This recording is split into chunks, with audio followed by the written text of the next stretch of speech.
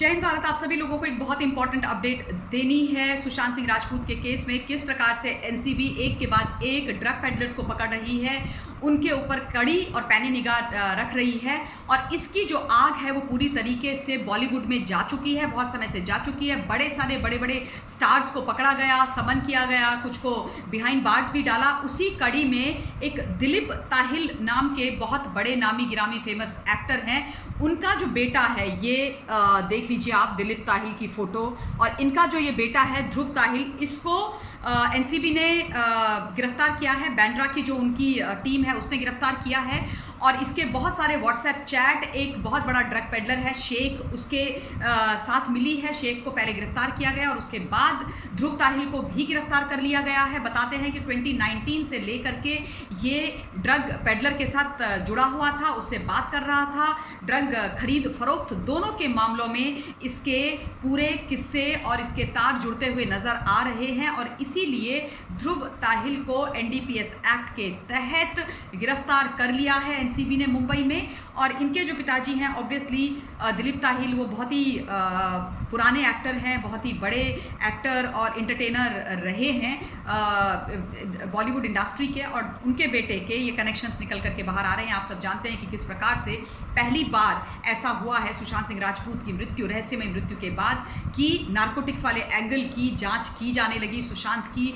मृत्यु के केस में, सुशांत की मृत्यु को मद्देनज़र रखते हुए। और जब चीज़ें खुलने लगी तो सुशांत की जो मैनेजर थी श्रुति, उसकी व्हाट्सएप चैट निकली, रिया की व्हाट्सएप चैट निकली, उनके भाई की व्हाट्सएप चैट निकली, उनके घर में जो लोग रह रहे थे उनकी व्हाट्सएप चैट निकली। और एक के बाद एक लिंक्स जुड़ते गए। और उस लिंक में फिर सारा अली खान, श्रद्धा कपूर, दीपिका पादुकोण, बड़े सारे लोग पकड़े गए, बड़े सारे लोग उसकी गिरफ्त में आए। इन सब लोगों को समन भेजे गए, इनसे बात की गई, इनके फ़ोन आदि जब्त किए गए। और बड़ी सारी ऐसी चीज़ें हुई जो पहले हमने कभी भी मुंबई या बॉलीवुड के अंदर, एंटरटेनमेंट इंडस्ट्री के अंदर होते हुए नहीं देखी थी। हम सब जानते थे कि किस प्रकार से रेप पार्टीज़ बॉलीवुड में होती है, किस प्रकार से नारकोटिक्स का काम होता है, नारकोटिक्स लिया जाता है, सेवन किया जाता है, उसकी पेडलिंग की जाती है। छोटे छोटे जो बच्चे छोटे शहरों से जाते हैं एक्टर बनने के लिए, उनको ड्रग पेडलर बनाया जाता है, उनसे ड्रग्स का खरीद फरोख्त का काम करवाया जाता है। लेकिन कभी भी इस एक्टिविटी के ऊपर एनसीबी ने किसी भी प्रकार से अपना शिकंजा नहीं साधा था। पहली बार मिस्टर समीर वानखेड़े ने इस पूरा जांच का दायरा है उसको बहुत बड़ा किया, बॉलीवुड को उस जांच के दायरे के अंदर लिया। और वो लगातार लोगों को पकड़ रहे हैं। लोग लगातार दबिश होती रहती हैं, चाहे गोवा में हो, चाहे मुंबई के अंदर हो, लगातार होती रहती हैं और लोगों को गिरफ्तार किया जाता रहता है। तो उम्मीदें बहुत सारी हैं और सुशांत को न्याय मिले, ये हम सबकी कामना है। लेकिन उसके साथ साथ ये जो नारकोटिक्स का गंदा धंधा है, जिससे हमारा जो यूथ है वो ख़राब हो रहा है, उसको एक बहुत ही बुरी लत में डाला जा रहा है, एक बहुत ही बुरे काम में फंसाया जा रहा है, इसका सफाया होना बहुत ज़्यादा ज़रूरी है। और इसकी जो शुरुआत एंटरटेनमेंट इंडस्ट्री के अंदर, मुंबई के अंदर हुई है, ये काबिल तारीफ़ है। और इसी कड़ी में ध्रुव ताहिल का पकड़ा जाना एक बहुत इम्पॉर्टेंट ये पकड़ है एनसीबी के लिए। अब देखिए आगे इसमें क्या क्या चीज़ें निकल करके आती हैं। लेकिन ये एक महत्वपूर्ण डेवलपमेंट थी, तो मुझे लगा कि मुझे इसकी जानकारी आप सभी लोगों को दे देनी चाहिए।